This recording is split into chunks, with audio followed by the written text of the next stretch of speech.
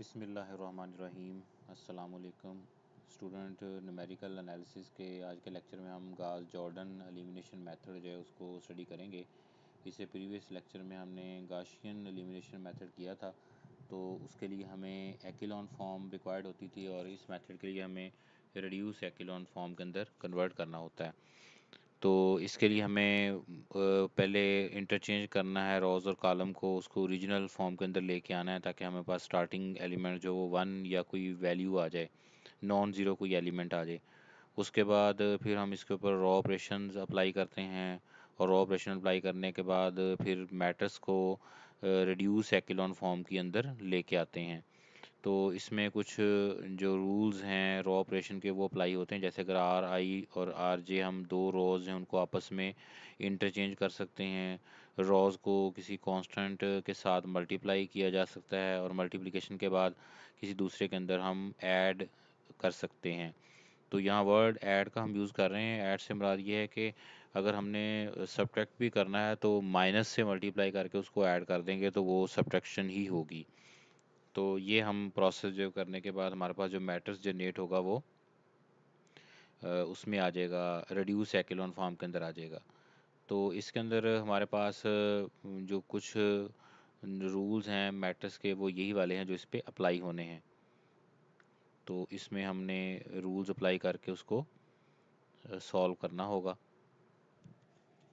तो जैसे ये हमारे पास रॉ के लिए हैं रूल्स कुछ, कि हमने जो रॉ ऑपरेशन अप्लाई करना है तो उसमें ये हमने रॉ को आपस में इंटरचेंज कर सकते हैं।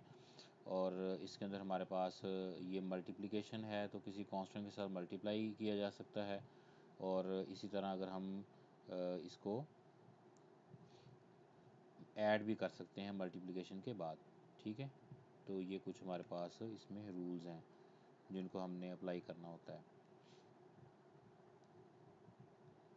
तो गास जॉर्डन मेथड जो है इसमें हमारे पास जब सॉल्यूशन आएगा वो एट द एंड हमारे पास जो भी इक्वेशन बनेगी, जो मैट्रिक्स की फॉर्म बन जाएगी वो रिड्यूस एक्लोन फॉर्म होगी और उसमें हमारे पास डायरेक्ट आंसर जो है वो निकल आएगा। तो इसमें हमारे पास उसमें जो एलिमिनेशन मेथड किया था उसमें हमारे पास बैक सब्स्टिट्यूशन इन्वॉल्व होती है। इसमें हमें सब्स्टिट्यूशन की ज़रूरत नहीं है। पिवट पॉइंट हम एक फाइंड करेंगे, वो मस्ट बी वन होना चाहिए। तो ये जो यहाँ पर टू में आपको बुलेट टू में नज़र आ रहा है, तो बुलेट टू के अंदर हमारे पास ये कुछ प्रॉपर्टीज़ लिखी हुई हैं। ये प्रॉपर्टीज़ हैं, ये रिड्यूस एक्लोन फॉर्म की प्रॉपर्टीज़ हैं, या ये भी कह सकते हैं कि ये definition of reduce echelon form है। कि अगर हमारे पास कोई भी मैट्रिक्स जो है वो रिड्यूस एक्लोन फॉर्म के अंदर कब होगा, तो उसके लिए मैं वैसे आपको बता देता हूँ वर्बली कि हमारे पास अगर कोई एक मैट्रिक्स है वो रिड्यूस एक्लोन फॉर्म में उस वक्त होगा अगर उसका जो नॉन ज़ीरो इंट्री है हर रो की वो वन होनी चाहिए। और जहाँ पर नॉन ज़ीरो इंट्री वन आ जाएगी उस कॉलम में बाकी सारे एलिमेंट जो हैं वो ज़ीरो होने चाहिए। First non zero entry one होनी चाहिए, ये हर रो के लिए है। और जहाँ पर वन आ जाए उस कॉलम के अंदर बाकी एलिमेंट जो हैं वो ज़ीरो करने होंगे। तो अगर इस तरह का हमारे पास प्रोसेस बन जाता है तो फिर हम उस मैट्रिक्स को रिड्यूस एक्लोन फॉर्म मैट्रिक्स बोल देंगे। तो हमने गॉस जॉर्डन के अंदर ये काम करना है कि हमारे पास जो भी मैट्रिक्स होगा हमने उसको पहले ऑगमेंटेड मैट्रिक्स लिखना है इक्वेशन का, और उस ऑगमेंटेड मैट्रिक्स को फिर रिड्यूस एक्लोन फॉर्म के अंदर कन्वर्ट करना है। और जैसे रिड्यूस एक्लोन फॉर्म में कन्वर्ट हो जाएगा तो हमारे पास उसमें जो अननोन वेरिएबल्स हैं उनकी वैल्यूज है वो जनरेट हो जाएगी। तो ये हमारे पास एक एग्जांपल है। इसमें हमने solve the following system of by using Gauss Jordan elimination method. तो इसमें x plus y plus z is equal to 5, 2x plus 3y plus 5z is equal to 8 और 4x plus 5z is equal to 2। तो इसमें y नहीं है तो इसको complete करेंगे तो y इसमें ज़ीरो कंसीडर होगा, प्लस ज़ीरो y इसमें लिखा जा सकता है। तो ये हमारे पास एक सिस्टम ऑफ लीनियर इक्वेशन है जिसके अंदर हमारे पास तीन वेरिएबल जो वो अननोन है x y z और इसमें कांस्टेंट जो वो 5 8 2 हैं। तो सबसे पहले हमने क्या करना है, इसका ऑगमेंटेड मैट्रिक्स जो है वो लिखना है। तो ऑगमेंटेड मैट्रिक्स के लिए हम जैसे ये एक्स वाई जी है तो इसके साथ वन वन आ रहा है तो ये वन वन लिख देंगे और यहाँ पर फाइव। ये जो सेंटर में लाइन है ये जस्ट डिफ्रेंशिएट कर रही है कि हमने इस साइड पे जो स्क्वायर फॉर्म बन रही है इसको रिड्यूस एक्लोन फॉर्म के अंदर लेके आना है, और फिर हमारे पास जो इधर वैल्यू आ जाएंगी वो इसका आंसर होगा आफ्टर कन्वर्टिंग। तो इसमें अगर देखें तो आपके पास ये फर्स्ट पे हमारे पास 1 है, तो हमने पहला काम क्या करना है, इसके नीचे जो है वो दोनों ज़ीरो बनाने हैं। उसके लिए हम क्या करेंगे, इसके ये जो सेकंड रो आ रही है फर्स्ट रो को -2 से मल्टीप्लाई करेंगे और सेकंड रो के अंदर ऐड कर देंगे। तो ये हमने पहला रो ऑपरेशन अप्लाई कर दिया, R2 - 2R1। तो हमारे पास जो मैट्रिक्स है वो क्या बन जाएगा, 1 0 4 1 1 0 1 3 5 4 5 -2 2। तो जैसे इसमें देखें, अगर आपने जो रो 1 है उसको -2 से मल्टीप्लाई करना है, तो ये क्या है, 5 है। 5 इंटू -2 कितना होगा, -10। तो -10 प्लस 8 कितना होगा, -2। ये देखें यहाँ पर -2 आपको लिखा हुआ नज़र आ रहा होगा। तो ये हमारे पास इस तरह हमने इसके ऊपर रॉ ऑपरेशन जो है वो अप्लाई करने हैं। इसके बाद नेक्स्ट हमारा क्या है कि ये इसमें ये 4 भी है, इस 4 को भी हमने ज़ीरो करना है। तो उसके लिए हम क्या करेंगे, फिर अगेन इसको मल्टीप्लाई करेंगे -4 के साथ और इस रॉ के अंदर ऐड अप कर देंगे। तो ये हमारे पास पहली कंडीशन बन गई कि फर्स्ट नॉन ज़ीरो एंट्री क्या है, 1। और इस नॉन ज़ीरो एंट्री के बाद इस कॉलम के अंदर बाकी जितने भी एलिमेंट हैं वो ज़ीरो बना दिए। तो ये रिड्यूस एक्लोन फॉर्म की प्रॉपर्टी है। अब उसके बाद नेक्स्ट हमारे पास ये सेकंड रो है। अब सेकंड रो में फर्स्ट नॉन ज़ीरो एंट्री 1 है, डेफिनेटली पहले ही 1 आ गई।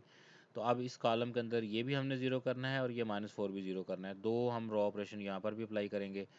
तो सबसे पहले 4 के साथ इसको मल्टीप्लाई करके इसमें ऐड किया तो ये डेफिनेटली ज़ीरो हो जाएगा और यहाँ पर भी वैल्यू चेंज होके आ जाएंगी।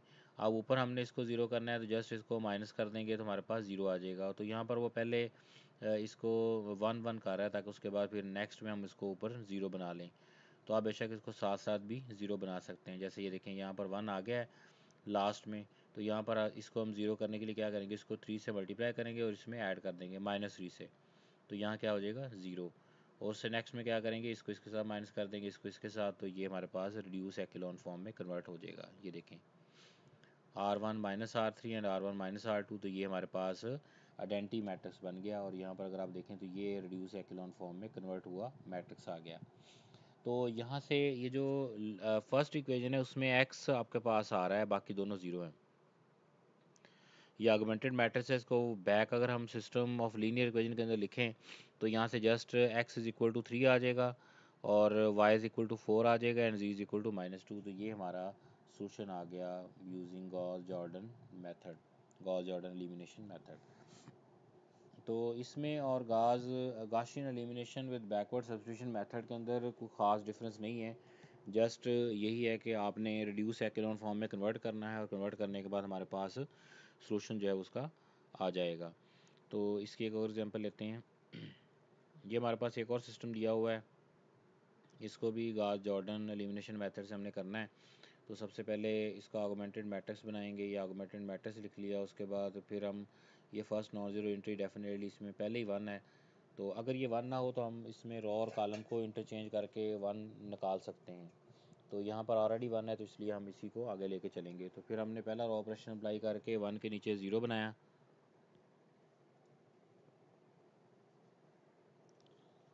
ये आपको नज़र आ रहा होगा। तो ये फर्स्ट रो ऑपरेशन हमने इस पर अप्लाई कर दिया, उसके थ्रू हमारे पास ये वैल्यू जो है वो 0 आ गई। अब 7 को 0 बनाएंगे। 7 के लिए फिर हमने दूसरा रॉ ऑपरेशन अप्लाई किया, लेकिन जैसे ही अप्लाई करेंगे तो ये पूरी रॉ जो है वो ज़ीरो हो जाएगी।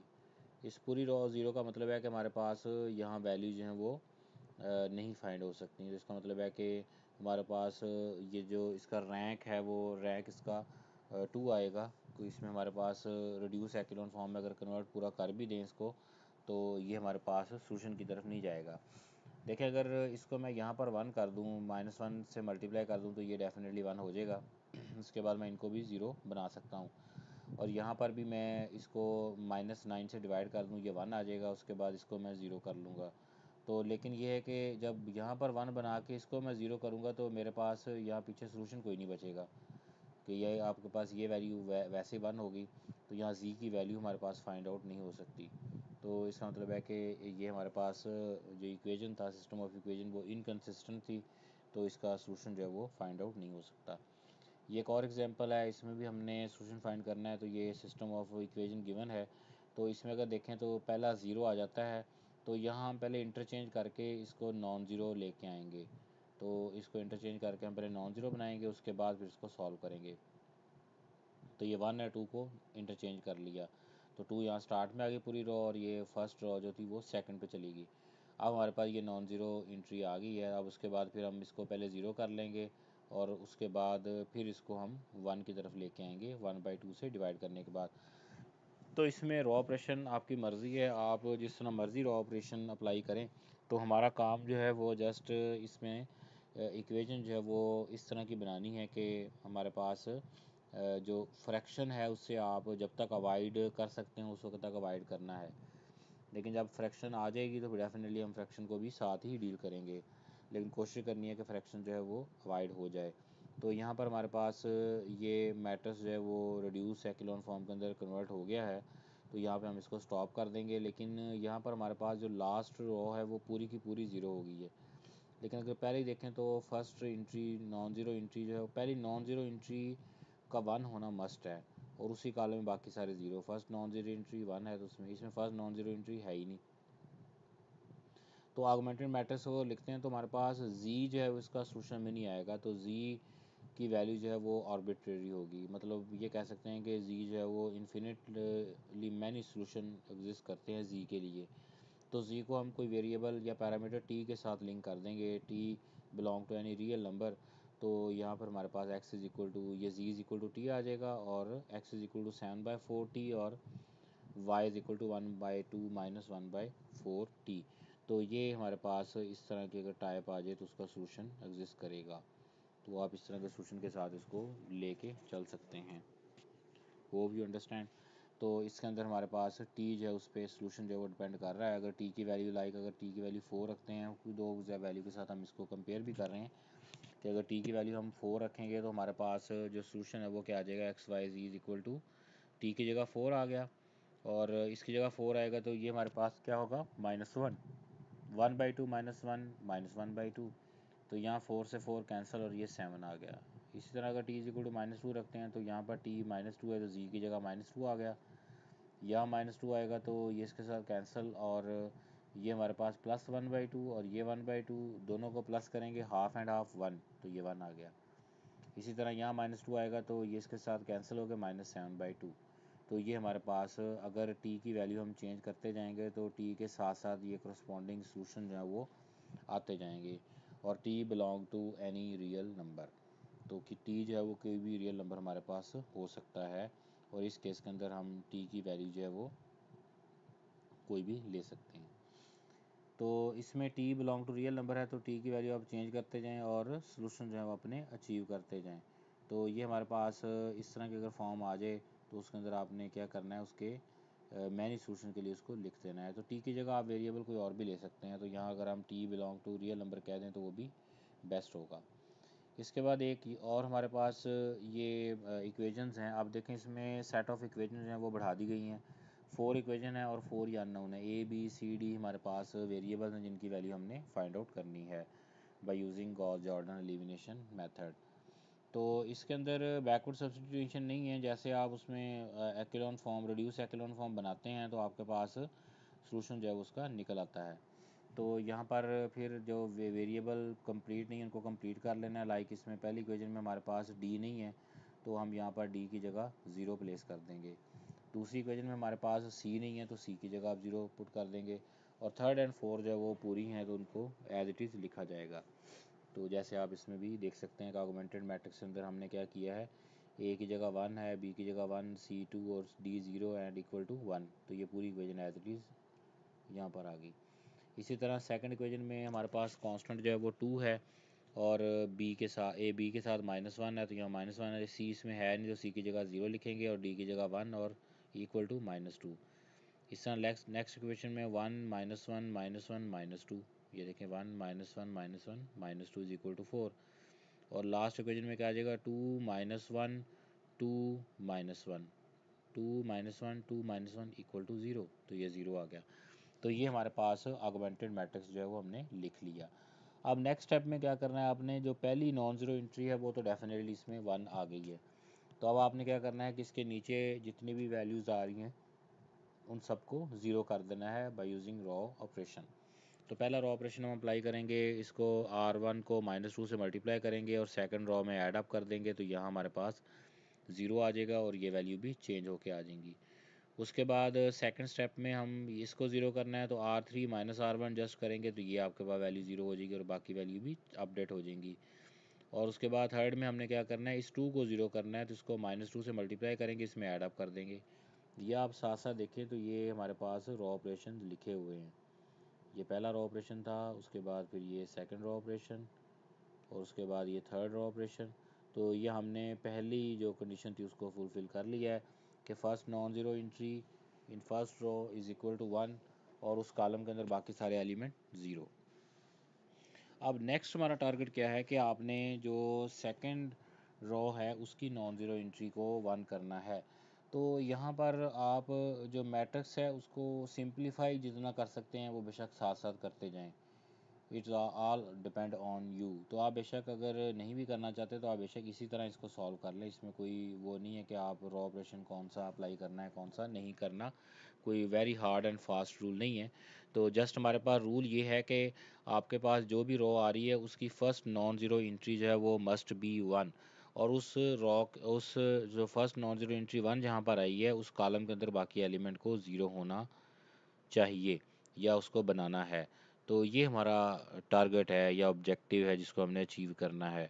तो उसके लिए फिर हम रॉ ऑपरेशन इसके ऊपर अप्लाई करते हैं। तो आप यहाँ पर ये ऐड स्प्रेड करके कुछ चीज़ें जो हैं वो कम ज़्यादा की हैं, लेकिन आप देखें यहाँ पर ये -2 आ रहा था तो -1/2 से मल्टीप्लाई किया तो ये 1 हो जाएगा। ये देखें ये फर्स्ट नॉन ज़ीरो एंट्री 1 होगी। अब नेक्स्ट टास्क क्या है कि इसमें जो ये 3 आ रहा है इसको 0 बनाना है। इसको 3 को 0 बना लिया, उसके बाद फिर ये वाला 1 कर लिया, उसके बाद सेकंड थर्ड रॉ के अंदर भी 1 आ गया। अब नेक्स्ट में क्या करना है, इसको 0 कर देना है और इसको 1 कर लेना है। तो मतलब आप इसी ऑर्डर में भी चल सकते हैं या ऊपर वाले को सारे साथ साथ क्लियर करते जाएं बेशक। तो ये देखें ये 1 आ गया तो इसके बाद अब नेक्स्ट में ये 1 आया तो अब इसको भी 0 कर लिया -2 के साथ ये रॉ ऑपरेशन अप्लाई करने के बाद। उसके बाद अब ये 1 करने के लिए -1/18 से मल्टीप्लाई किया तो ये -2 हो जाएगा, इधर 1 आ जाएगा। तो ये हमारे पास नॉन ज़ीरो एंट्रीज़ जो हैं वो हर एक की 1 हो गई। ये हमारा एक ऑब्जेक्टिव जो है वो अचीव हो गया। अब जहाँ पर ये 1 आ रहे थे उसके ऊपर वाले सारे 0 बनाने हैं। अब 1 बाय में जो भी आपको ईज़ी लगता है उसको पहले 0 बनाते जाएँ। जैसे आप पहले यहाँ पर ये 8 वाला इसको 0 बनाया है क्योंकि इसको -8 से मल्टीप्लाई किया, लास्ट वाली रॉ को इसमें ऐड कर दिया तो यहाँ 0 बन जाएगा डेफिनेटली। अब उसके बाद नेक्स्ट में क्या किया है, इसको ऊपर वाले को 0 बना दीजिए तो ऑलरेडी 0 था। तो ये देखें ये पहले के साथ सारे 0 आ गए। अब इस 1 के साथ जो ऊपर 2 आ रहे हैं इनको भी अब 0 बनाना है। तो इसके लिए आप क्या करेंगे, इसको मल्टीप्लाई करें पहले -3/2 से इसमें ऐड कर दें, इस तरह भी हो सकता है, या -2 से मल्टीप्लाई करके इसमें ऐड कर दें, इस तरह भी किया जा सकता है। तो ये डिफरेंट, ये देखें ये पहले इसको 0 किया और उसके बाद फिर ये वाला जो है नेक्स्ट स्टेप में ये भी 0 हो जाएगा और साथ ये वाला भी, दोनों 0 कर दिए। इसके लिए ये वाला अप्लाई करेंगे इसके ऊपर, क्योंकि ये देखें यहाँ पर दोनों 0 0 हैं तो जब अगर मल्टीप्लाई भी करेंगे तो उससे कोई इम्पैक्ट नहीं होगा। ये 0 है तो ये 0 इसके साथ जब ऐड होगा या सब्ट्रैक्ट होगा तो ये 1 ही रहना है। तो यहाँ पर चेंजिंग नहीं आएगी, इसका ख्याल रखना है। ये ना हो कि आप इसको पहले इसको 0 ना बनाएं और इसको बनाने की कोशिश कर लें तो ये बार बार चेंज होता रहेगा, फिर ये 1 आपका ख़त्म हो जाएगा। तो इसमें ये आपने जो है इस चीज़ की केयर करनी होगी कि ये वाली वैल्यू पहले ज़ीरो कर लेनी है। अगर ये वैल्यू ज़ीरो होगी तो फिर आपके पास नेक्स्ट इस वैल्यू को आप चेंज करवा सकते हैं on the behalf of date one. तो अगर ये चेंज नहीं होगा तो फिर डेफिनेटली जब इसको आप छेड़ेंगे तो ये साथ साथ ये 1 जो है इसको भी वो अपडेट करता रहेगा, किसी और वैल्यू के ऊपर ले जाएगा, लेकिन हमारे पास first non zero entry must be 1। तो उसके बाद फिर ये वाला 1 था तो इसको भी माइनस जस्ट कर दिया तो ये हमारे पास 0 हो जाएगा। इसको 2 से मल्टीप्लाई करके माइनस कर दिया तो ये भी 0 हो गया। ये देखें ये 2 से माइनस करके ये वाला ऑपरेशन लगा दिया, दूसरा एज इट इज़ लगा दिया, तो ये हमारे पास ये वाले दोनों एलिमेंट 0 हो गए, 1 और 2। ये देखें ये 1 और 2 था और इन ड्रॉ ऑपरेशन को अप्लाई करने के बाद ये दोनों 0 हो गए। और इसी तरह यहाँ पर भी अगर चेंजिंग आए तो कर देनी, नहीं आए तो एज इट इज़ रहेगी। तो ये हमारे पास रिड्यूस एक्लोन फॉर्म के अंदर कन्वर्ट हो गया। अब देखें ये सारे 1 आ रहे हैं तो पहली इक्वेशन में ये a था तो a इज़ इक्वल टू 1, दूसरी इक्वेशन में जस्ट b है तो b is equal to 2, third equation में c is equal to -1, d is equal to -2। अब यहाँ पर आप ये जो वैल्यू हमने फाइंड आउट की है, इन वैल्यू को इसमें वापस पुट करके इक्वेशन को ये चेक कर सकते हैं कि इज़ इट सेटिस्फाई और नॉट। अगर इक्वेशन सेटिस्फाई हो जाएंगी तो हमारे पास सोल्यूशन जो है वो इसका एक्यूरेट होगा, अगर ये सेटिस्फाई नहीं होती तो सोल्यूशन एक्यूरेट नहीं होगा। तो ये आप सेटिस्फेक्शन भी इसमें चेक कर सकते हैं कि किस तरह हमारे पास ये सेटिस्फाई होगा। तो इसमें रूल्स को दोबारा हम एक दफ़ा फिर देख लेते हैं कि रूल्स हमारे पास क्या थे जिनको हमने अप्लाई करना है इसके लिए, क्योंकि ये रूल्स इम्पॉर्टेंट हैं। सबसे पहले तो आपने इंटरचेंज एनी टू रॉज उनको इंटरचेंज करना है कि अगर आपके पास एक ओरिजिनल वन की फॉर्म में आ जाए तो सोल्यूशन, ताकि हम उसका फाइंड आउट कर सकें। Multiply each element of a row by a non zero constant multiply करना। Replace a row by the sum of itself and constant multiple of each row of the matrix. ये वही वाली बात है जो आगे इसने रॉ ऑपरेशन की फॉर्म में भी लिखी हुई है कि आपने रॉ को इंटरचेंज कब करेंगे, अगर हमारे पास जो फर्स्ट नॉन ज़ीरो एंट्री है वो ज़ीरो बन जाए। तो क्योंकि अगर ज़ीरो के अलावा कोई वैल्यू होगी तो फिर हम उसके ऊपर रॉ ऑपरेशन अप्लाई करके उसको चेंज कर सकते हैं। लेकिन अगर वो ज़ीरो है तो फिर डेफिनेटली आपको किसी और के साथ उसको एक्सचेंज करना होगा, तो ये बेस्ट वे है। तो आप दो किसी रॉ को आपस में इंटरचेंज कर सकते हैं। तो इसी तरह किसी नंबर के साथ मल्टीप्लाई भी कर सकते हैं। लाइक अगर आपके पास पहला जो नॉन ज़ीरो एंट्री आ रही है वो 1/2 आ रही है, तो आप उस पूरी रॉ को किसी कांस्टेंट 2 के साथ मल्टीप्लाई कर दें। जब मल्टीप्लाई करेंगे तो 1/2 हमारे पास कन्वर्ट हो जाएगा 1 के अंदर, तो फर्स्ट नॉन ज़ीरो एंट्री 1 हो जाएगी। उसके बाद फिर नेक्स्ट स्टेप में क्या करना है कि आपके पास जहाँ पर भी नॉन ज़ीरो एंट्री 1 आ जाएगी उस पूरे कॉलम के अंदर बाकी एलिमेंट को आपने ज़ीरो बनाना है।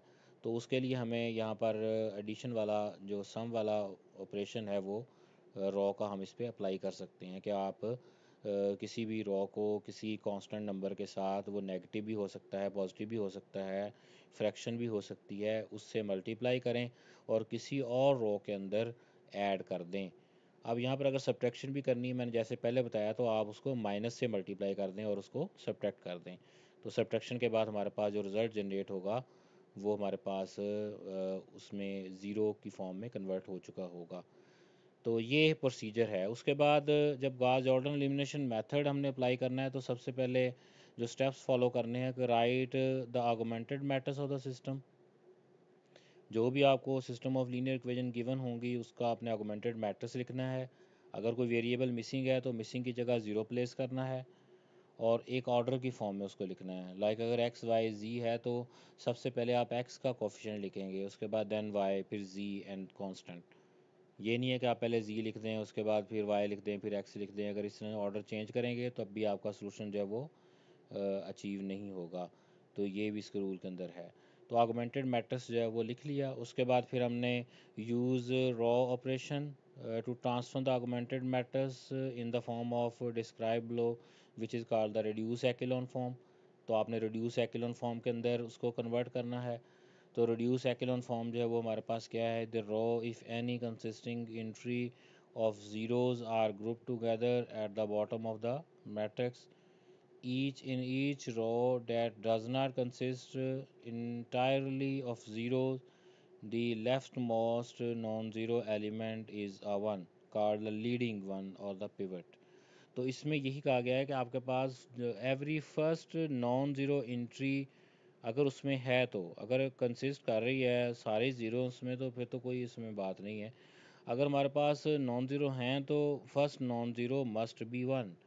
उसके बाद आगे जो मर्ज़ी होता रहे, आगे आपके पास एलिमेंट चेंज भी आ सकते हैं, लेकिन first non zero entry one होनी चाहिए। Each column that contains a leading one. अब जिस कॉलम के अंदर वो जो first non zero entry one आई थी उस कॉलम के अंदर बाकी तमाम एंट्री जो हैं, all other entries must be zero, उसको आपने ज़ीरो बनाना है बाय डूइंग रॉ ऑपरेशंस और column operation. Leading one in any row is to the left of any leading ones in the row below it। तो आपके पास अगर one, अगर zero मतलब non zero entry one आ रही है तो उसके अलावा अगर नॉन ज़ीरो और वैल्यूज़ हैं तो आपके पास ये लेफ़्ट साइड पे 1 आना चाहिए। उसके बाद आगे आपके पास नंबर जो हैं वो ज़ीरो भी आ सकते हैं, 1 भी आ सकते हैं, कोई और वैल्यू भी आ सकती है। लेकिन जहाँ पर ये 1 आ जाएगा उस कॉलम में, जैसे कि ये सी बुलेट के अंदर कहा गया है कि उस कॉलम के अंदर बाकी सारी एंट्री जो हैं वो ज़ीरोज़ आपने बनानी हैं। तो अगर इस तरह की फॉर्म आ जाएगी तो वो हमारे पास रिड्यूस एक्लोन फॉर्म हो जाएगी। Stop process in step 2 if you obtain a row whose elements are all zero except the last one on the right. In that case the system is inconsistent and has no solution. तो ये third criteria है कि अगर आपके पास इस तरह की form बन जाती है कि लास्ट वन जो है वो ऑन द राइट पे सारा एक छोड़ के बाकी सारे आपके पास ज़ीरोज़ की फॉर्म में आ जाएं, तो देयर इज़ नो सोल्यूशन, तो इसमें कोई सोल्यूशन नहीं है। Otherwise finish step 2 and read the solution of the system from the final matrix. तो अगर ये कंडीशन, ये आपके पास सिनेरियो बन जाता है तो फिर आप उसको आगे मज़ीद प्रोसीड नहीं करेंगे और वहाँ पर हम ये कह देंगे कि हमारे पास ये जो सिस्टम ऑफ लीनियर इक्वेशन थी ये इनकन्सिस्टेंट थी और दे हैव नो सोल्यूशन। तो यहाँ पर इसका कोई सोल्यूशन नहीं है अगर तो ऐसा हो जाए तो ये हमारे पास स्टॉपिंग क्राइटेरिया है। अदरवाइज़ हम उसको एंड तक लेके जाएंगे और रिड्यूस एक्लोन फॉर्म बनाने के बाद सोल्यूशन जो है वो फाइंड आउट कर लेंगे। तो आपके पास जो ऑगमेंटेड मैट्रिक्स आपने बनाया था एट द एंड फिर हम वो ऑगमेंटेड मैट्रिक्स के थ्रू ही इसका सोल्यूशन फाइंड करते हैं। अगर आपके पास सारे जो हैं वो एक आइडेंटिटी मैट्रिक्स की फॉर्म में बन जाता है तो अगर फर्स्ट रो को आप वापस लिखना चाहें तो फर्स्ट रो में एक पहला एलिमेंट ही बचेगा। जैसे मैं अभी आपको ये पहली हमने एग्जांपल की तो उसका सोल्यूशन हम देखते हैं दोबारा। तो ये सोल्यूशन अगर आप गौर करें तो ये हमारे पास फर्स्ट इक्वेशन है ये वाली 1003। सॉरी, मैं इसी को हाईलाइट करता हूँ। तो 1003 ये हमारे पास पहली इक्वेशन है। तब इसमें अगर आप देखें तो पहला x है, उसके बाद plus 0y plus 0z is equal to 3। तो इसमें y और z जो हैं वो 0 हो चुके हैं, तो x की वैल्यू क्या आ जाएगी 3। तो ये पहला हमारे पास सोल्यूशन पॉइंट आ गया, सोल्यूशन पहला आ गया। इसी तरह सेकंड रो को अगर आप देखें तो उसमें 0 1 0 एंड 4। तो ज़ीरो का मतलब है कि पहला ज़ीरो ज़ीरो है तो वो एक्स ज़ीरो हो जाएगा, वाई वन है तो वाई आ जाएगा और नेक्स्ट में फिर प्लस ज़ीरो जी ज़ीरो है इज़ इक्वल टू 4, दो सो वाई इज़ इक्वल टू 4। और लास्ट में अगर आप देखें तो हमारे पास 0 0 1 है तो जी इज़ इक्वल टू -2 आ जाएगा। तो इस तरह हम इसमें से सोल्यूशन फाइंड आउट कर सकते हैं डायरेक्ट मेथड से। तो ये हमारे पास हमारे जो सिस्टम ऑफ लीनियर इक्वेशन है उनका सोल्यूशन इस तरह आ जाएगा। तो इसमें फिर हम उनको कंपेयर करके या इसको बैक सब्स्टिट्यूशन इसको वापस एक्स वाई जी की वैल्यू को इक्वेशन जो दी हुई हैं आपको उनमें पुट करके उसको सेटिस्फाई कर सकते हैं। अब जैसे देखें इसका सोल्यूशन हमारे पास आ रहा है 3 4 -2। तो अगर आप पहली इक्वेशन में देखें तो यहाँ 3 आ जाएगा, 3 4 -2, 3 4 कितना होता है 7, 7 - 2 5, तो 5 इज इक्वल टू 5। तो हमारे पास सोल्यूशन इसका आ गया। तो इस तरह हम इसमें पुट करें तो इसको भी सेटिस्फाई करेगा, इसको भी सेटिस्फाई करेगा। तो हमारे पास इन तीनों को सेटिस्फाई करना चाहिए एक्स वाई जी की वैल्यू को। अगर ये तीनों को सेटिस्फाई करता है तो फिर हम डेफिनेटली कह सकते हैं कि ये जो हमने सोल्यूशन फाइंड किया था ये इसका एग्जैक्ट सोल्यूशन है। तो ये हमारे पास गैस एलिमिनेशन की तरह का ही मेथड है। तो यह इटरेटिव मेथड नहीं है। इसमें हमने जो सोल्यूशन फाइंड करना है वो एक उसमें एक्लोन फॉर्म थी, इसमें हमने जस्ट रिड्यूस एक्लोन फॉर्म करनी है। तो उसमें जस्ट हम थोड़ी सी बैक सब्स्टिट्यूशन करते हैं तो सोल्यूशन फाइंड करते थे। इस मेथड के अंदर हमारे पास डायरेक्टली सोल्यूशन आ जाएगा। जैसे ही हमारे पास जो सिस्टम है वो कन्वर्ट होगा रिड्यूस एक्लोन फॉर्म के अंदर तो फिर हमारे पास डायरेक्टली सोल्यूशन आ जाएगा। लाइक ये देखें जो लास्ट में हमने एग्जांपल की थी इसमें हमारे पास जो पहली इक्वेशन है ये देखें ये बन रही है ए इसमें 1 है, बाकी बी सी डी तीनों ज़ीरो हैं और इक्वल टू भी 1 है तो ए की वैल्यू 1 आ जाएगी। इसी तरह अगर दूसरी इक्वेशन को आप गौर करें तो 0 है और यहाँ पर बी की जगह 1 आ रहा है तो बी इज़ इक्वल टू 2 आ जाएगा। थर्ड इक्वेशन को देखें तो सी इज़ इक्वल टू -1 आ जाएगा। फोर्थ इक्वेशन को देखें डी इज़ इक्वल टू -2 आ जाएगा। तो इस तरह हम इसके अंदर सोल्यूशन फाइंड आउट कर सकते हैं। अब ये जो ए बी सी डी की वैल्यू आई है इस वैल्यू को आप वापस जो सिस्टम ऑफ इक्वेशन दी हुई हैं उसमें अगर पुट करें तो आपके पास सोल्यूशन जो है वो वेरीफाई हो सकता है। तो वेरिफिकेशन के लिए हमने क्या करना होता है कि ये सारी वैल्यूज़ हैं वो सिस्टम ऑफ लीनियर इक्वेशन के अंदर पुट करनी है। उसके बाद पुट करने के बाद उसको सारी की सारी इक्वेशन को सेटिस्फाई करना ज़रूरी होता है। अगर वो सेटिस्फाई कर दे तो फिर हम ये कह सकते हैं कि हमारा जो सिस्टम है उसका हमने एग्जैक्ट सोल्यूशन जो है वो फाइंड आउट कर लिया। तो ये हमारे पास गॉस जॉर्डन मेथड था। इंशाल्लाह नेक्स्ट लेक्चर में हम इसकी मैटलैब कोडिंग करेंगे और उसमें फिर देखेंगे कि हम इस मेथड को किस तरह कोड कर सकते हैं। जैसे आपने गॉस एलिमिनेशन में किया था, बिल्कुल सेम लाइक कोडिंग है। जस्ट इसमें ये है कि हमने थोड़ा सा और हमारे पास जो कोडिंग लाइंस हैं वो इंक्रीज़ हो जाएंगी और हमारे पास डायरेक्ट सोल्यूशन जो है वो अचीव हो जाएगा। तो भाई इसी को आप प्रैक्टिस में लाएं, इंशाल्लाह नेक्स्ट में हम इसका कोडिंग कर लेते हैं। जज़ाकल्लाह।